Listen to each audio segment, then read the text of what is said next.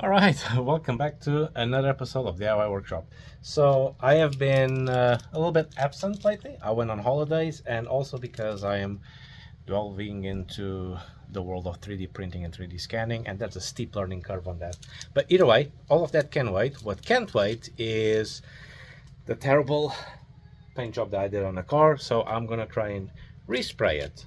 So, and I say can't wait because I'm in England. Temperatures are gonna drop, and paint only adheres if it's a temperature of 12 degrees or higher, and I want to get it done before temperatures get too low. So this is what we have. So I've applied the trim tape, covered the rear window. I've also done the front window. I need to retape these around the edges. Also applied a little bit of trim tape here on the rubbers underneath. What I'm going to do is I'm going to take these covers off instead of spending an eternity masking everything. I'll just put like a plastic bag on top, and then I'll paint these separately. And yeah, I sanded it down all here because I had some imperfections and so on. I might actually weld these holes because with the RX8 symbol, it doesn't cover them completely. I really don't want water to go in. Also, another thing I've noticed when I took the crash bar to test out the body kit is this. There's some rust here, but what I'm going to do is I'm going to paint it, and then I'm going to address all of these, and then the crash bar. I need to do something with the crash bar because the rear bumper doesn't fit because of it, and I really don't want to drive without a crash bar at the back. But yeah, then I need to clean all this up, scuff it up, and paint it. So what I'm going to do is I'm going to apply the blue paint, and then I'm going to apply the matte clear coat, and hopefully we will have a more matte finish, which is what I like, in comparison of the shiny finish, which is in the bumper.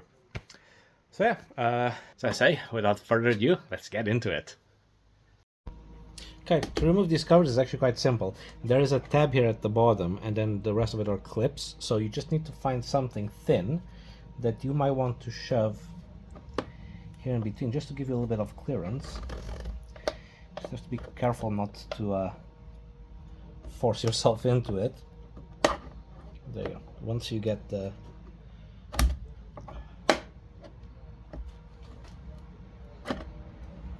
into it, you just have to navigate all the way around so that you can get to this tab here at the bottom, and then it will be easier for these pieces to come out.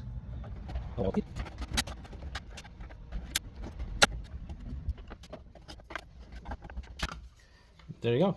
See, this is the tab I was talking about. That goes in here, and then these plastic clips just grab onto these bits, and you should be good to go. Now we can put a plastic bag, fold this, and I don't have to spend eternities trimming this and risking painting the black bits. So still a lot of work to do. I've just sanded this entire side at 600 grit, and I'm gonna do it the rest of the car. This time I am not gonna put sealer because I think sealer is one of the main contributors for me getting a little bit of the it's not orange peel, but it's like roughness to it. Now this feels very smooth to the touch. It's very not rugged. The hood is also done. I need to do the top, the boot, the back here, because this one actually does have sealer here. As you can see, looks very nice without the holes. And then this side, and we're ready for the base coat. So yeah, a lot of work.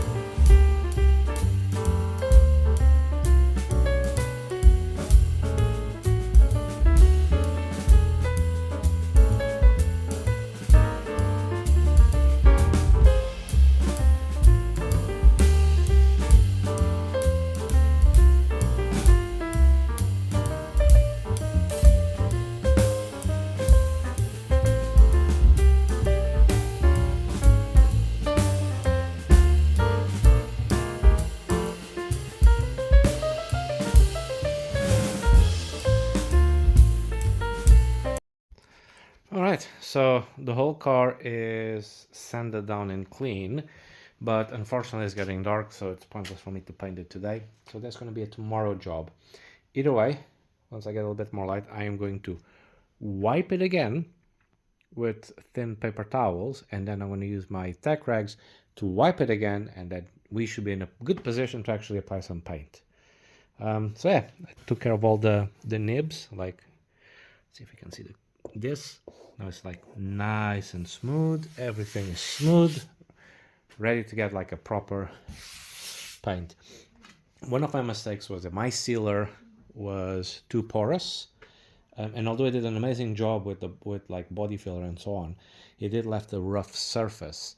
You couldn't tell when painting, but when applying the base coat on top, once it dried, yeah, it would give you like this ruggedness to it.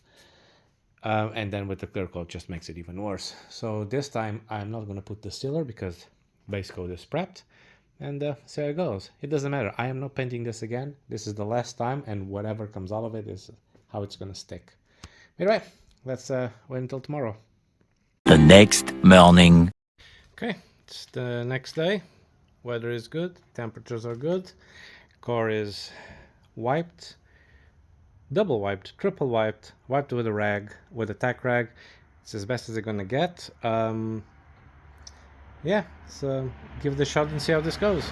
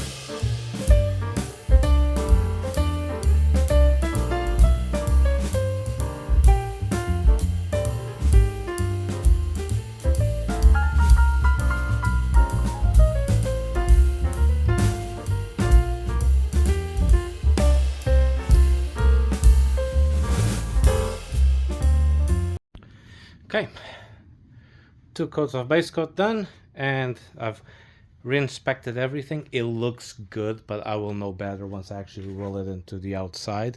So now is the time to actually put the clear coat. Now, clear coat's gonna be a matte clear coat. So here you go, 2K clear coat, matte, and the hardener. I kind of screwed it up a little bit. I got a fast hardener, and it shouldn't be a fast hardener.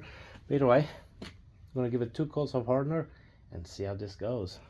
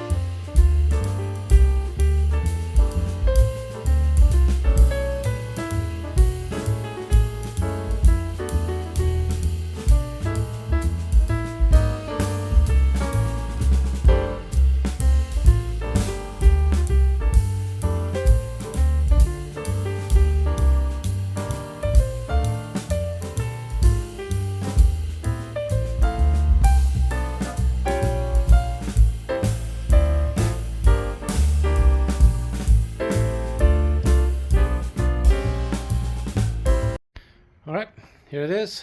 Clear coat applied. 2 coats of clear coat. Just need to wait for this to flash. But you already can see that it does give you this non-shine look, which is absolutely amazing. So, just gonna let this vent out because you really don't want to drink. You definitely don't want to drink paint, but you don't want to smell these fumes.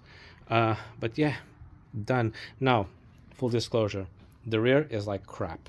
I sanded this all down, put primer on it, put sealer on it, kind of felt it. Nothing showing up on the sealer, nothing showing up on a primer, etc.